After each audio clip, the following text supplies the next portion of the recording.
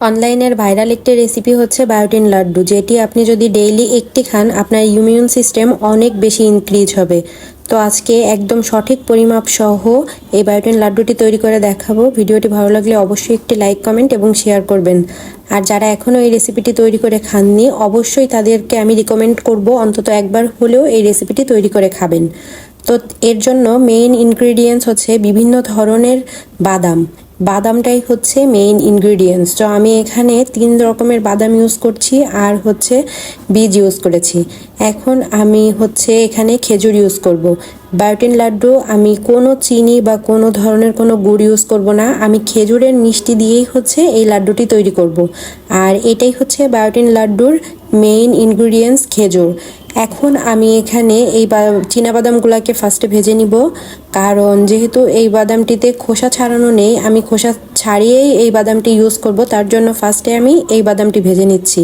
আর এই বাদামটা ভাজতে কিন্তু একটু সময় লাগে, চুলা লো ফ্লেমে রেখে আস্তে ধীরে এই বাদামটি ভেজে নেবেন। তারপরে আমি কিছু কাজু বাদাম এবং কাঠবাদাম ইউজ করেছি, এইগুলো সব একসাথেই আমি ভেজে নিব। যেহেতু এই বাদামগুলো ভাজতে বেশি সময় লাগে না, 4 থেকে 5 মিনিটের মতো একটু জাস্ট ফ্রাই করে নিলেই হবে।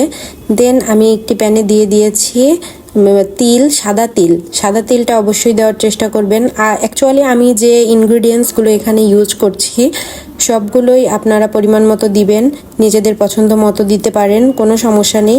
এখন আমি সব উপকরণ একসঙ্গে একটু মিক্সড করে নিচ্ছি। এখন আমি এখানে একটি শিলনোড়া নিয়েছি, যেটির মাধ্যমে আমি বাদামগুলাকে সামান্য একটু থেতো করে নেব।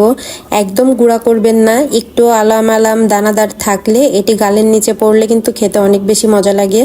তো দেখতেই পাচ্ছেন আমি কিন্তু এখানে বাদামগুলোকে একদম গুঁড়ো করে নেইনি, জাস্ট একটু থেতে নিয়েছি বা ভেঙে নিয়েছি যেটি বলেন।